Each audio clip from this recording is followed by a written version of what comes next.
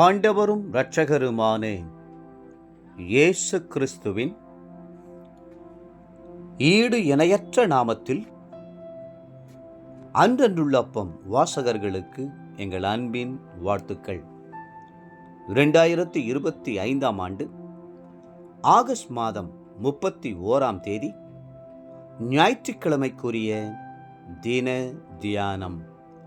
இன்றைய தலைப்பு துதியும் பிரசன்னமும். 22 சங்கீதம் 3 சொல்லுகிறது, இஸ்ரவேலின் துதிகளுக்குள் வாசமாயிருக்கிற தேவரீரே பரிசுத்தர்.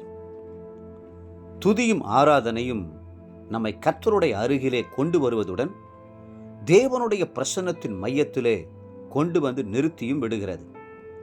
ஆகவே யார் யார் கர்த்தருடைய பிரசன்னத்தை உணர விரும்புகிறார்களோ அவர்கள் கர்த்தரை துதிக்க பழகிக்கொள்ள வேண்டும்.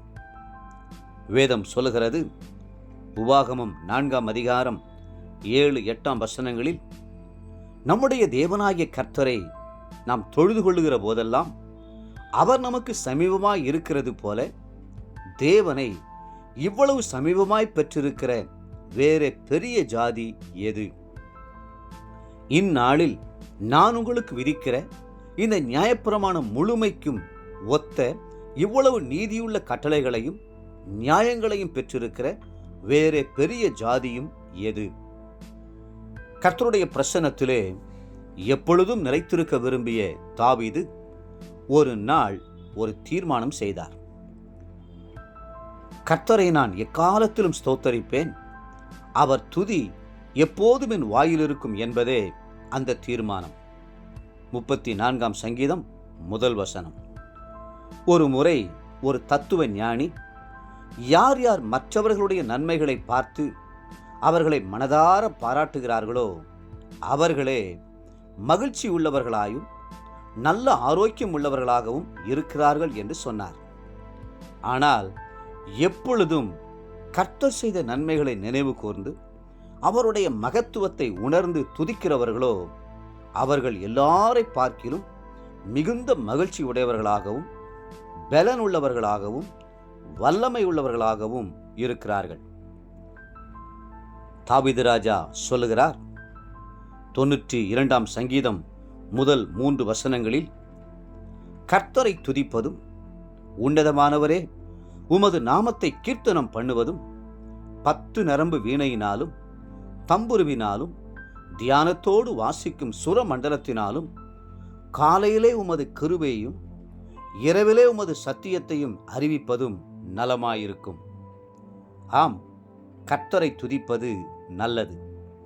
ஆவி, ஆத்துமா, சரீரத்திற்கு மட்டுமல்லாமல் வாழ்க்கை முழுவதற்குமே அது நல்லது. ஒரு நண்பருடைய கடிகாரத்திலே 1 மணி நேரத்திற்கு ஒரு முறை அலாரம் அடிக்கும்படி ஏற்பாடு செய்யப்பட்டிருந்தது.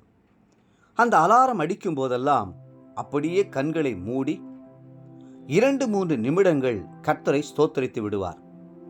அப்படி செய்வதன் மூலம் கர்த்தருடைய பிரசன்னம் தன்னை சூழ்ந்திருக்கிறதை உணர்வதாக அவர் சொன்னார். இன்னொரு ரட்சிக்கப்பட்ட பேருந்து ஓட்டுநர், நான் பேருந்தை செலுத்தும் போது போக்குவரத்து சிக்னலில் சிகப்பு விளக்கு எரிந்தால் மற்றவர்களைப் போல எரிச்சல் அடைவதில்லை, அது எனக்கு துதியின் நேரமாகவும் கர்த்தருடைய பிரசன்னத்தை உணர்கிற நேரமாகவும் இருக்கிறது என்று சொன்னார். தேவப்பிள்ளைகளே, கர்த்தரை துதிப்பதற்கு ஒரு வழிமுறையை உருவாக்குவீர்களா? துதிப்பதை பழக்கப்படுத்திவிட்டால் அது ஏற்றதும் இன்பமானதுமாக இருக்கிறதை உணர்வீர்கள். இன்றைய நினைவிற்கு ஏசாயா 12:4 கர்த்தரை துதியுங்கள், அவர் நாமத்தை தொழுது கொள்ளுங்கள், அவருடைய செய்கைகளை ஜனங்களுக்குள்ளே அறிவியுங்கள். இன்றைய வேத வாசிப்பு காலை சங்கீதம் 132, 133 மற்றும் 134 சங்கீதங்கள். மாலை 1 கொரிந்தியர் 11 17-34 முடிய. அன்புக்குரிய அன்றன்றுள்ள வாசகர்களே, மீண்டும் உங்களை வாழ்த்துகிறோம். எப்பொழுதும் கர்த்தரை துதியுங்கள். தேவ பிரசன்னத்தில் நிலைத்திருங்கள். கர்த்தர் தாமே உங்களை ஆசீர்வதித்து மென்மேலும் உயர்த்துவாராக. ஆமென்.